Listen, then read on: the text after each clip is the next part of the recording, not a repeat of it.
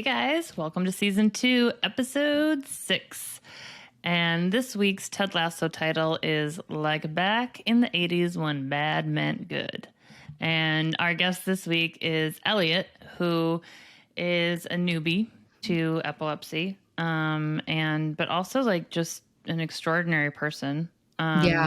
But I mean, he's still in the thick of it with not only epilepsy, but his career. He's still extremely social. I mean, yeah, like most of us, you wouldn't know he had all of this shit going on in the background. But totally. it was, we realized it was really important to bring on someone who, was also newly diagnosed, because most people we've had on have been in it for years. And, Right. it's extraordinary that we even could find someone who's willing to share it, because it is such a raw emotional time where, Totally. most of us experience the whole, do I even have epilepsy? I don't know. They keep telling me, all these Right. different possible diagnoses. So, I mean, just the fact that he was able to share his story with us and where he's at with it is, I mean, I would not have been able to do it 12 years ago. Oh, no, not a chance. I was also like comatose on so many meds. I like couldn't even speak or stay up past 3 p.m. But like he just, yeah, like you said, like he jumps right in and is able to do that. And I think there's, and not that like there's a pressure or like that's what you should do. It is just shows his character though. And like he was like right away, like, how do I tell this story? How do I tell people? And how do I advocate for myself? And it's that delicate tightrope that we've all been on or are still doing. And that's kind of, well, that was why we chose this Ted Lasso quote, is because it's like nothing makes sense. And it's like back in the 80s when bad means good. And when you're like up is down and you have epilepsy, you don't have epilepsy, you need this drug, you don't need this drug. There's just like, which is, I wish I could say like only in the early days of epilepsy, but some of us are still going through that. So it's just, but again, like you said, just getting this perspective of the chaotic newness of it. And we're just so appreciative that he was able to sit down with us and chat with us about it. Of course, every episode, we really want to thank our sponsors, Neurelis and SK Life Science, and thank you for helping us bring the 80s back in this episode. If you guys could follow us on Instagram or subscribe to our email list at whatthefpodcast.com. Also, you can subscribe to or watch us on YouTube. You might be right now. If you are, hi. That just helps keep this podcast going. And we've heard from a lot of you that you want this to keep going, and so do we. So anytime we get, information like that where people are following us and leaving comments and stuff, it also really, like, I don't know, lightens our heart. That's not the right word, not the right phrasing, but warms our heart. Yeah. Epilepsy moment. Couldn't remember the word. Yeah, help us to keep this going, because we know it's important not only to us, but to you guys. And, it's as simple as just following us on, our socials. And so Totally. Hope you enjoy the episode just as much as we do. Yeah, stick around afterwards, because we have an epilepsy fave of the week and fan, which is very fun to do. Yes. Okay, here we go. Hey guys, welcome to What the F. Today we have a guest, Elliott DeVore.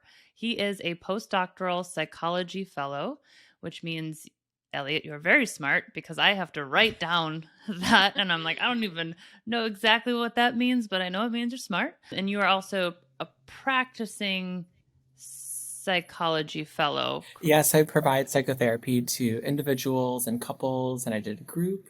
And I also do like pre-employment screenings for different types of for different types of jobs. So we do psych testing for them, but I primarily do psychotherapy under supervision. So it's like the last year before I supposed to take the licensure exam this summer. So you wish me luck. Well, we will be wishing you all the luck. Yes. And not that you need it. You're going to be fine, I feel like.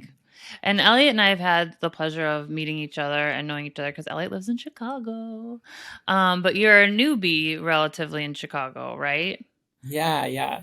So I matched at the University of Illinois Chicago to complete my APA, the American Psychological Association, internship at University of Illinois Chicago.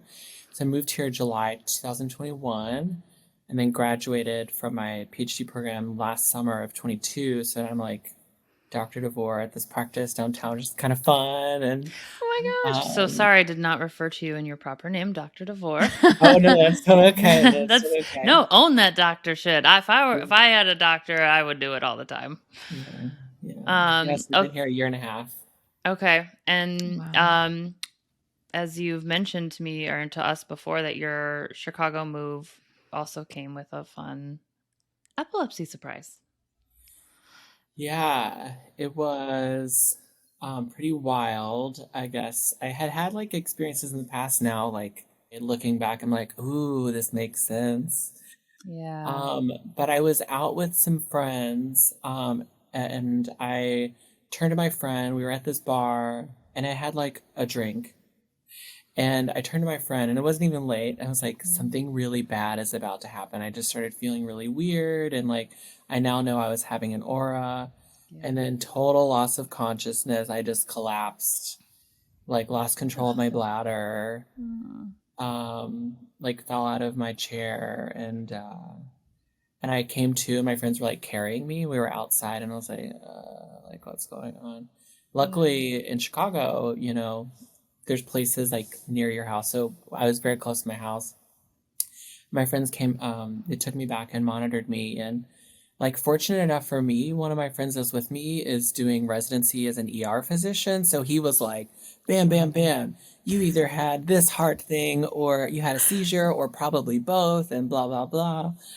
Because Wow. I probably would have just thought like, I don't know, like, oh, that's weird. Right. Mhm. Yeah, and so he's like, you definitely need to see a neurologist and a cardiologist and Wow. I'm so um glad he was with you that night, Mhm. because you never know how that could have yeah, gone. It Yeah. could have been like, oh, maybe like there was a weird thing in my drink, or, I don't know. He could have written it off as, totally. Yeah. yeah.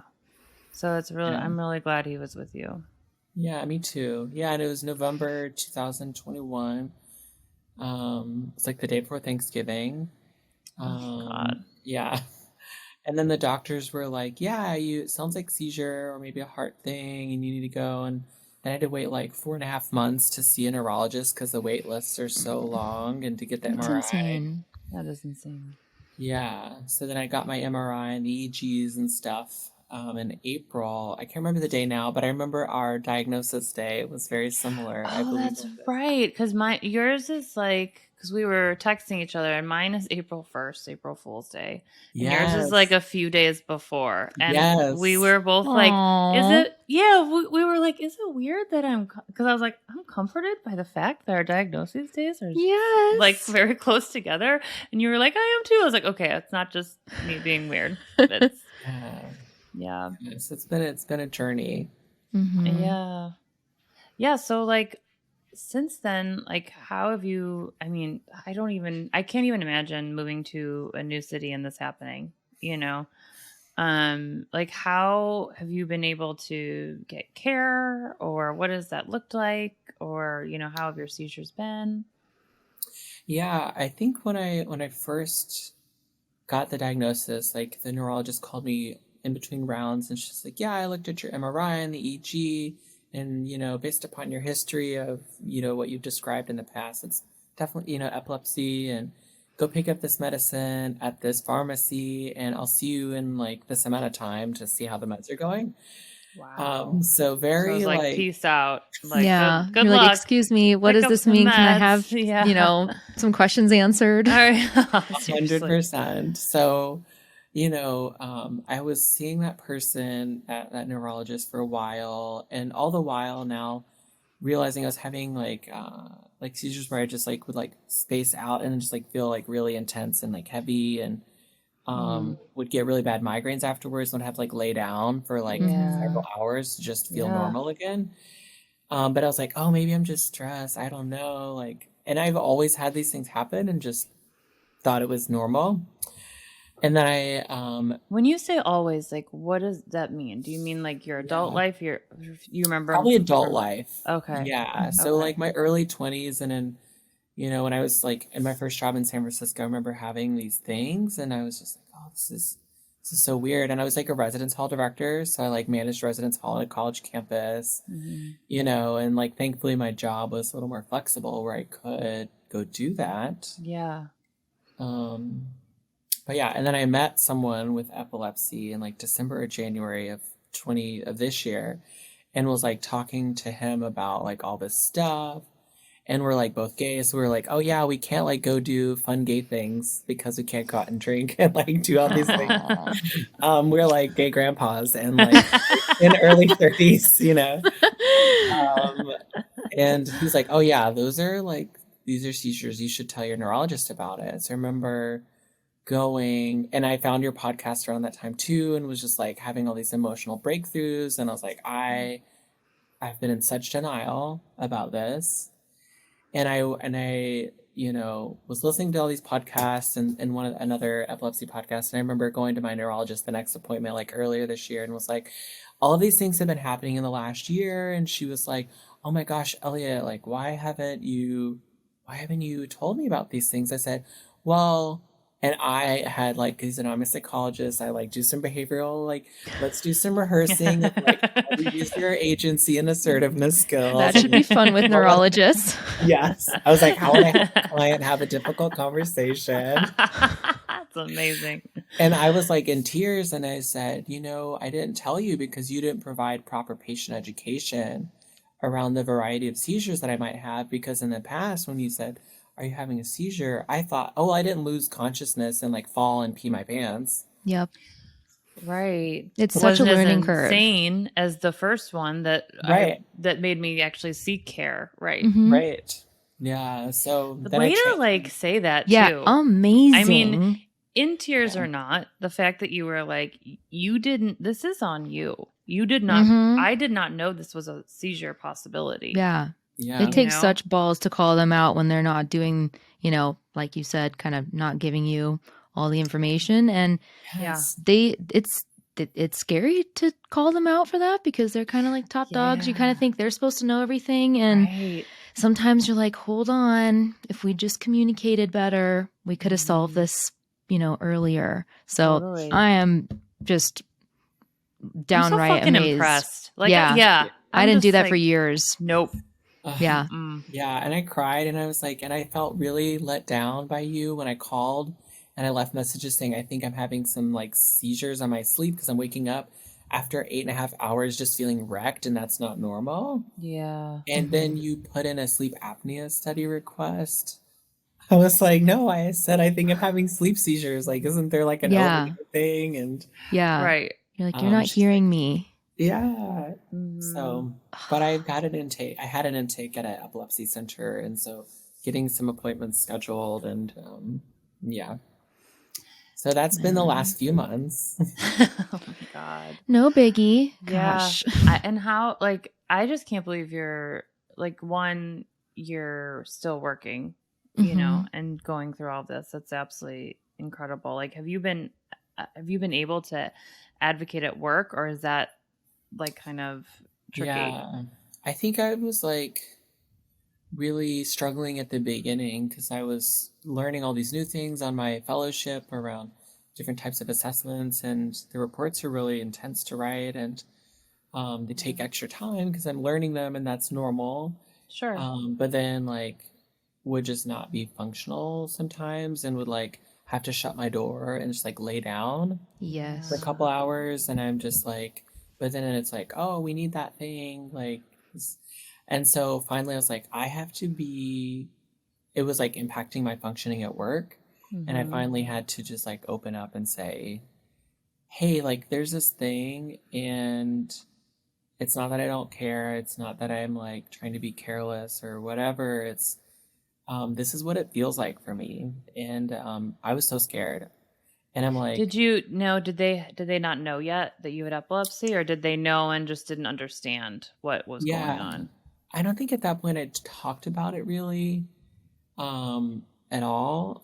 And so when I talked to them, I sent I think I sent them one of your podcasts. And I think one from this is my proof. Yeah, and then like one of like the Cure Epilepsy Foundation podcast. It's a great podcast. Yeah. shout out to sister podcast, I guess. I don't know. Yeah, absolutely. Yeah. But and I had to talk about it in clinical supervision, and it's funny because it's like we're all psychologists and we like talk to people about their feelings, and Sure. here I am having to talk about my, what's happening for me, and Right. and they were very responsive, and so I Oh, think I'm Good. fortunate that I have a job that's a little more flexible. Like I can say I sort of know what happens and when I feel like I'm better in the day or what's too much in the day, and Yeah. so it's wow. been really positive. I'm so glad that they heard I you. So many people do not have that experience. Yeah, I Oh. know.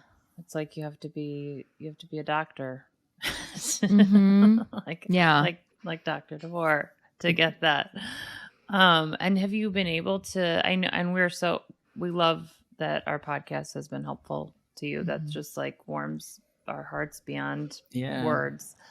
But have you been able to find any other like community in like Chicago, like physical community, like in Chicago or anything? Or Yeah, what does that it's funny look you like for should you? ask because I met that other friend who has epilepsy, and then I became friends in the last 6 months or so with two other gay guys who both have multiple sclerosis, Mm. and we like formed a book club, and Oh we my got gosh. So together, awesome. and because people's health and stuff fluctuates, we've been able to Right. meet once, but we have a group chat and we like update Yeah. about health stuff. But we met and we read this book called Wintering: The Power of Rest and Recovery in Difficult Times or something. I forget what the name of Oh, it. And it was really bonding because, at our age, there's like certain things that people want to go and do. And you yeah. can feel sort of isolated when your like gaggle Right. wants to go out and you're like, I need to be asleep. Yeah. I Yeah. I would love to see that drag show, but it starts at 11:30. Right. Exactly. You're like, that's not even an option for me right now. Like, Uh-huh. I'll watch, a recording of it tomorrow if Yeah. possible when I wake Yeah. up. Or anyone that's like, Uh, let's be super spontaneous. I'm like, I need to yeah. nap. Like if I Yeah. know that there's something, we're gonna do at night. Like Yeah. like kind of I hope what that book was saying. We need to find out that book name because I definitely want to read it. I still Yeah. could use, because I feel like sometimes we all just feel a little bit of, I don't know, twinge of guilt or something when you nap, or Mhm. rest, or like it's kind of that, or maybe I'm just projecting how I feel about it, but like sometimes it's like you just don't want to rest, right? Yeah, I definitely don't wanna. You just Yeah. wanna, yeah. That was one of the harder things for me was like just realizing I have to, I'm on a different schedule than everyone else my age. And that took a Mhm. long time to finally come to terms and just be like, this is how it is. And even now, over a decade later, there's still moments where I get those twinges of, man, I wish I could keep up. But, you Totally. know, it's just, yeah, it's a lot better to stay in than have seizures for me the next day. Yes. Yeah. But Yes. it's all like kind of give and take. I found like as I got older, it got easier because Mm-hmm. my friends were getting older. Yep. So like late 30s, a lot of people aren't going out at 11:30 a.m. I almost said a.m. No, we don't even do that. Like our brunches are like at 9 a.m. now. Yeah. Or like 11:30 a.m. I could be at Home Depot. Why would I do that, Right. So yeah, it is that, it's just that shift. And the thing is too, and for me, like with dating too, is just always like saying no to things really drove me nuts because it's no fun saying no, That's not. yeah. And like, so I'm such a it's yes girl too, and I'm like, shh, you can't say it all the time. right. Yeah. It's just like, you just want to do the thing and you can't, it's for the better to not do the thing. But Mm-hmm. I don't know. And like last week I had a seizure and I looked back and I'm like, it was almost like I was like poking for one. Like I was like, how many things can I tack into one day, you Mm-hmm. know, And then I had a seizure at the end of it. And I was like, well, that makes complete sense because of you had disrupted sleep. You tried to fit in a million things in that day. You went to a grocery store. Grocery stores are huge triggers for me because of the fluorescent lighting and like everything is, I don't know. There's Like just a loud lot and- happening. Yeah. Except Trader Joe's because they've got better lighting and everyone's nice. But to throw that one in there. Yeah, Trader Joe's. If you want to, if you want to sponsor us, we would totally accept that. Just putting that out there, 100%. So I know the story of how you told people you had epilepsy, and I think it's a story I've never heard before until you. And I was hoping you could share that with us. Yeah. I'm getting kind of emotional. It's okay. It's okay. Yeah. Landis will probably chime in and start, tearing up with you. So Yeah. Lexi doesn't cry. I don't cry. Yeah. If I'm crying, it's really fucked up. So Yeah, I think I've always been like, in my family, like, oh, Elliott has it all together. Like, Elliott's on top of things. Like, I was always the golden child that like did all the things and like, don't worry about me. Don't look over here. It's all fine. And then when I got the diagnosis, it was like, I just felt so my earth shattered, and I was like, how am I gonna move myself? I'm like, I can't drive my U-Haul. Like, how I can't go swimming. I can't drive. Like, what? I can't take care of myself. My fierce independence felt like it was taken away from me, and I didn't tell people for a long time for what felt like for me. But then I was like, okay, I got to do something because I'm like the overachiever, and I had already gotten a spot for the Chicago Marathon through the lottery, and I contacted the Chicago Area Epilepsy Foundation, and they have like a marathon team, and I said, hey, I've already got my spot, but I was just like diagnosed, and this was like beginning of April of 2022, and I was like, I don't know what else to do. Can I join the marathon team? And they're like, of course. And so you have to raise money because of the charity thing. So I told the world by making a Facebook post that was like, essentially like, hey, dear world, this year I was diagnosed with epilepsy and I'm running the marathon. Because I've always been a runner. Like, please donate to the Epilepsy Foundation because it provides all these services. And it was a way that it was like, okay, if I tell people and I can sort of divert the like, don't pity me to divert their energy to donate to something. Yeah. But I think that was what I didn't want, was to feel like not viewed as like being strong and smart and like funny, that because I think there's a lot of just stereotypes around what epilepsy is that I even had. Yeah. Before I knew, Totally. Yeah, and one of my good friends from grad school trained with me like on the long runs because it's really hard on your body. He like rode my bike alongside me on the 20-mile runs and was like, here's your hydration gels and your water, and he went with me to the race the morning of. And I just remember like when I crossed the finish line, it was like one of the most powerful moments of my life because I felt so powerless for so long, but I was like, look at what my body can still do. Like, this is really cool. Oh my gosh. Yeah. Keep tissues in here. God damn it. We gotta learn. That is absolutely amazing. Yeah. Like, I never would have had the balls to do that early on. I mean, nope.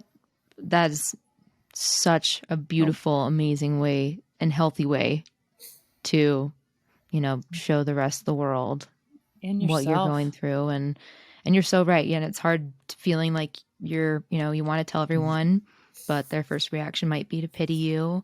Yeah. And that's not really often what you want in that moment. And, you're just, all we want is support. And like you said, like, I love running, and it's something that makes me feel powerful when I'm doing it, just because I don't know, I don't go far anymore. I used to, but I don't now. Farther than I could. I'm a hiker. I'm a hiker and a skier. I can't do the We don't have that in constant Chicago. We don't have the hiking. Yeah, There's like true. a slight incline, and it's like, oh my god, this hill. Like, The hill at Montrose. Oh. yes, exactly. Oh, man. So like I when you said that, like, you know, I felt so powerless, and then I crossed the finish line and just like, look at what my body can do. Like, I relate so hard to that. That's something I feel on every run I go on, because Yeah. you know, like I went yesterday, and the week before I'd had a seizure that day, you know. Mhm. And so it was like, hey, look at what you're doing. You're doing the thing you love. You're doing the thing that refreshes your soul. You're getting out there, you know.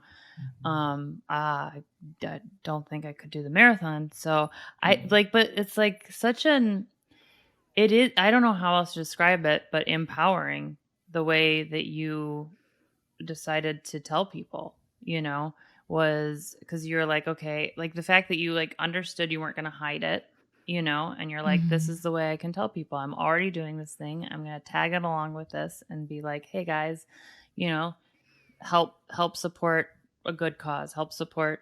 And it's the Epilepsy Foundation of Greater Chicago, which is always a lot. It's a mouthful. Yeah. I love them, but I understand because they Hard serve for the us to suburbs too. remember.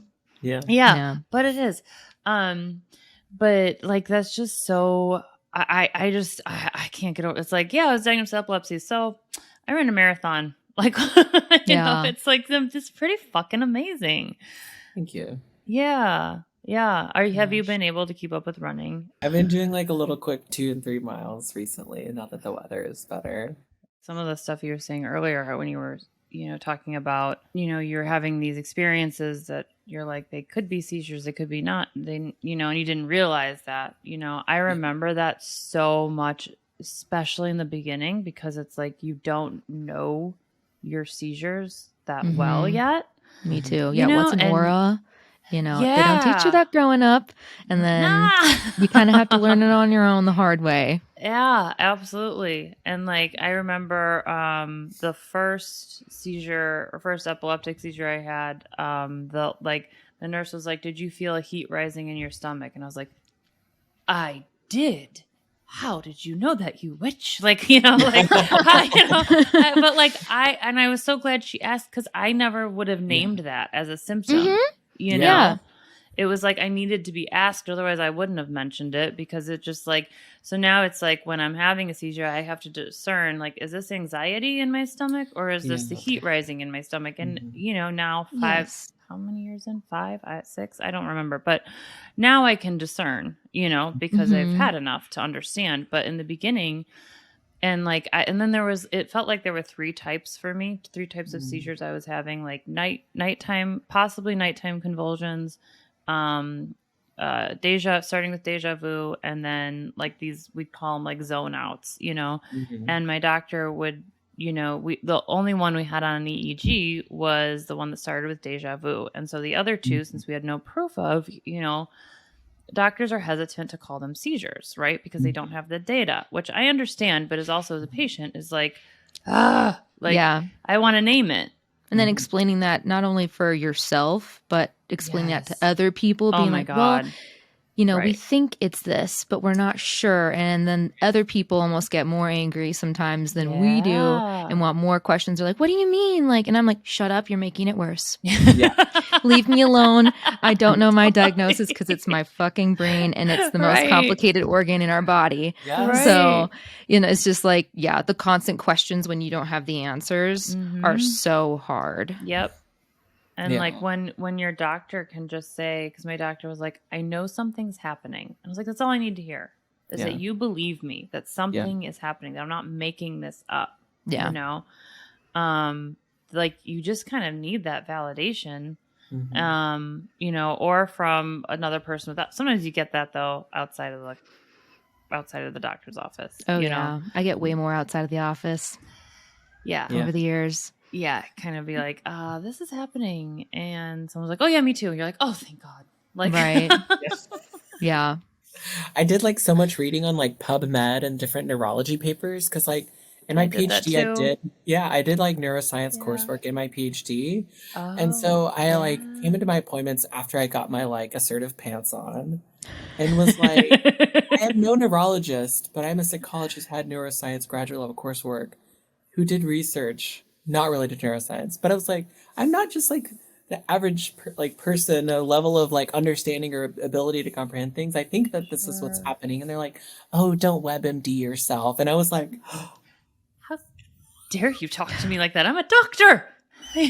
Oh it was probably gosh. like it's some anxious defensiveness for sure. But I was like, oh, just like it like entertained me or like entertain the question and Yeah. You're like, I'm doing Absolutely. this because I'm not getting my answers from you. yeah, So, yes, Oh if you God. can, converse with me and give me some answers and work with me and talk Yeah. with me through this, then maybe I won't have to go Google, what is this weird side effect I'm yes, experiencing. Totally. So, Oh my God, the hours I spent on PubMed because yeah, because my friend works in medical research, so she told me about it. So I was like, well, then this means it's legitimate if it's on PubMed. And if I totally. come to her with PubMed research, then that just means that this is what it is, And Hmm. I thought, like, I remember hours and hours I spent, and I thought I had solved the case for my possible nighttime convulsions, and which you can't, unless someone sees it, you can't really solve that one.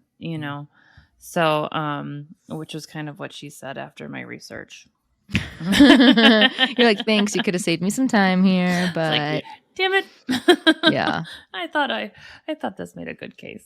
Hmm. So why did you go into being a psychologist? Like, what's Yeah, that's a what's great question. behind Dr. DeVore? What's the reasoning that Yeah, you went I into think it?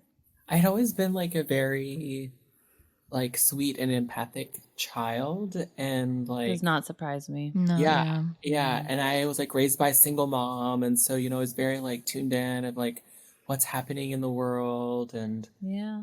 wanting to make sure others are okay, and then like I grew up in East Tennessee, like 20 minutes from Dolly Parton, like Dollywood, Knoxville, near and Knoxville. yeah, in Knoxville, yeah, yeah. Like I came out in high school and like had a boyfriend. It was very like Heartstoppers, or it was very that, but like in the early 2000s. So like super fortunate that it went as well as it did. But I started to realize that like there was a lot of struggles that like other friends that I had when I got to college at the University of Tennessee who were like kicked out of their homes because they were not accepted, and I just saw how like the mental health struggles people went through because of like the lack of acceptance. And so then I was like, oh, I'm going to go into education. I want to work with like LGBT college students and do educational programming. And I did that in San Francisco at the University of San Francisco, which was a Jesuit college, which is Catholic. And I was like, this is the most accepting place I've been at. And I like grew up Catholic, Wow. and I was like, they're like, yes, they had an LGBT center at a Catholic school. And I was like, okay, Wow. like Okay. if Yeah. like people back where I grew up could see this, like their minds would be blown. Right. Yeah. Right.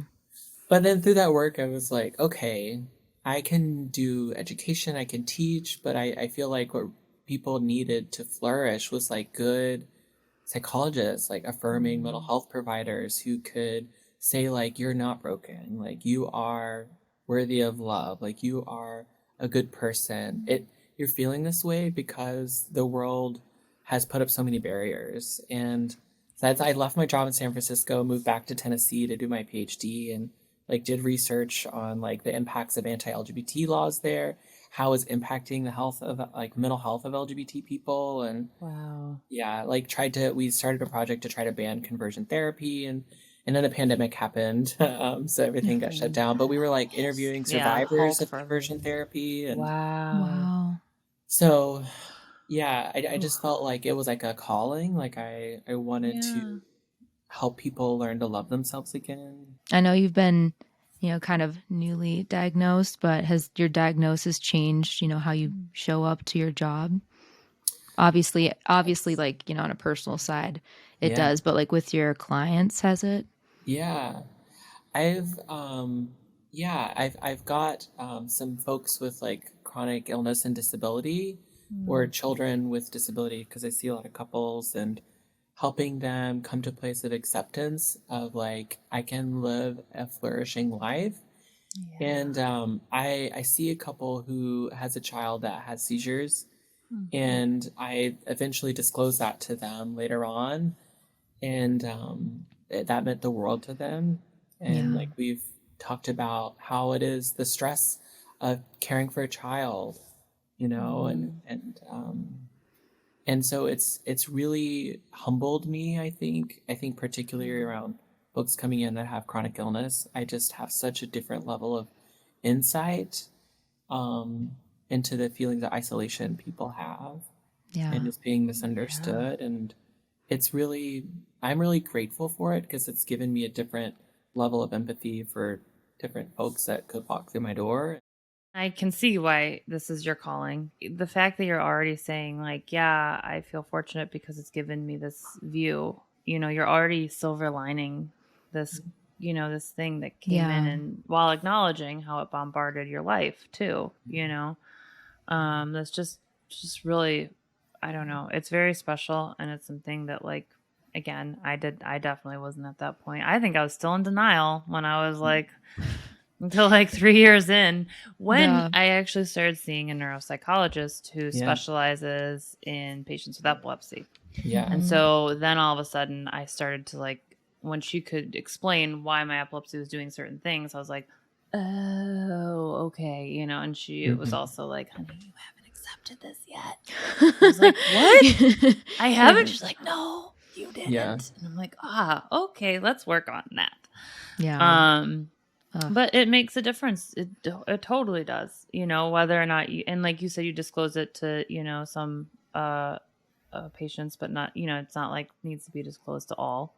Yeah. Right. Yeah. But I think like that's really powerful. And it's also like very selfless of you to not only continue your practice like with that lens, but also with, knowing when it would be helpful to share that. That's really awesome. I know for me personally, from a client point of view, I mean, my therapist that I found a little over a year ago, she has epilepsy. And so once she disclosed that to me, I was like, oh, man, I just feel this bond is just so much stronger now. And it's just like a different level of therapy that I haven't had before. And everyone knows I freaking rave about her all the time. Every other sentence is like, my therapist said this. So shout out to Allie, love you. But yeah, and her being able to be vulnerable with me about her experience makes me even just want to open up even more. Yeah. So it's so special that you're sharing that with people. Yeah. And it's hard, it took me, I didn't talk about it for a long time.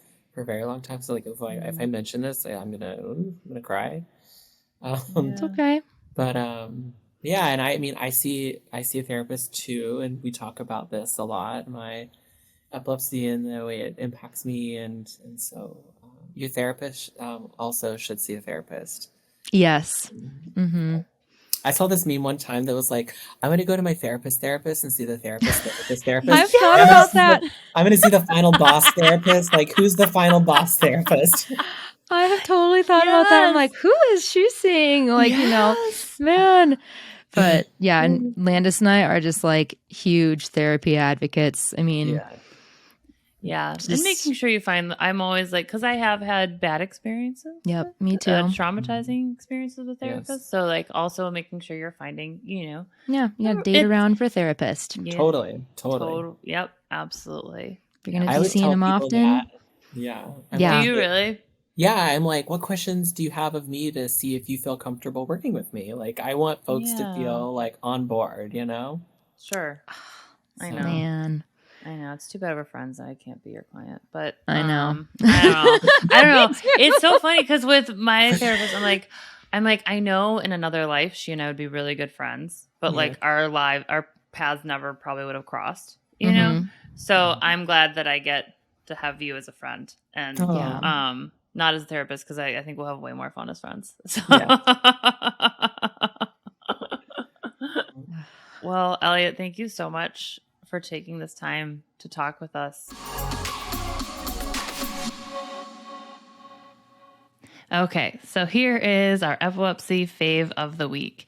It is an organization, well, really it's a person, but it's an organization called Angels of Epilepsy, which is run by Natalie Beavers, who we both love so much. Dear close friend we've had on the show. And she has a nonprofit called Angels of Epilepsy. It's angelsofepilepsy.org, and it is truly there to be a resource to help people to meet them at their needs, not necessarily like a one-size-fits-all, this is your epilepsy sort of treatment or care or support or whatever it is. And it's just like it comes from such a place of love for her and a place of trials and tribulations, which you can, I mean, if you want to listen to our episode from season 1, absolutely listen to it because she's amazing.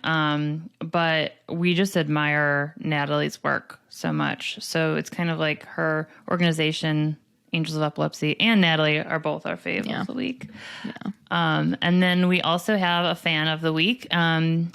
Yes, Andrea is our fan of the week this week. Yes, and Andrea was so sweet to submit a contact form on our website, and she wrote in, "You two are amazing," which is thank you, and your show is such a great resource. Thank you for being so vulnerable with the world about your struggles living with epilepsy. You are very inspirational, and your work is so important. Thank you, Andrea. We are so appreciative of that. Like, and I, every time we read something like this, you know, I think I say this every week. It's just like, oh my God, like, you know, because it's just the fuel that keeps us going.